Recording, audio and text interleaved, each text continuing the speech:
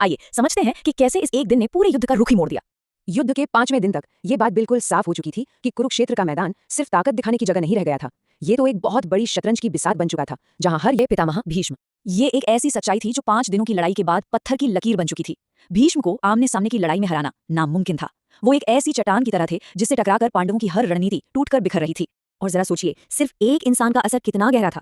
एक तरफ कौरवों के हौसले बुलंदी पर थे, मानो आसमान छू रहे हों, और दूसरी तरफ पांडवों के खेमे में मायूसी की एक गहरी परछाई थी। उनकी हर सुबह की योजना शाम होते होते नाकाम साबित हो जाती थी। ऐसी हालत में तो कोई भी सेना हिम्मत हार जाती, लेकिन पांडवों ने ऐसा नहीं किया। जब ताकत ने साथ नहीं दिया तो उन्होंने अपनी सबसे बड़ी ताकत का इस्तेमाल किया, अपना दिमाग। उन्होंने युद्ध के तरीके को ही बदलने का फैसला कर लिया। उनके नए चाल के 3 हिस्से थे। पहला, अपनी सेना की जमावट को बदलना ताकि वो भी भीष्म के बड़े हमलों से बच सके। दूसरा, बड़े और विनाशकारी हमलों के बजाय छोटे छोटे लेकिन सटीक वार करना।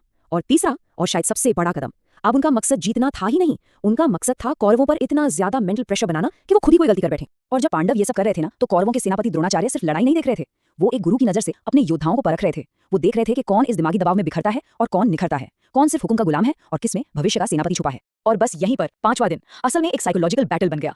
ये जंग अब मैदान से ज्यादा योद्धाओं के मन के अंदर लड़ी जा रही थी। जरा सोच कर देखिए, वो बड़े बड़े महारथी जिनके नाम से दुश्मन थर थर कांपते थे, वो भीष्म का रथ दूर से देखते ही अपना रास्ता बदल लेते थे। उनका खौफ अपने आप में एक ऐसा हथियार बन चुका था जो बिना चले ही पांडव सेना को कमजोर कर रहा था।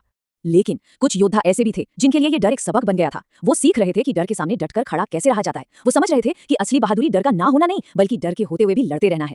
और यही सवाल उस दिन हर सिपाही के मन में था, और शायद हम सबकी जिंदगी में भी कभी ना कभी ये सवाल आता है, जब डर सामने खड़ा हो तो क्या किया जाए।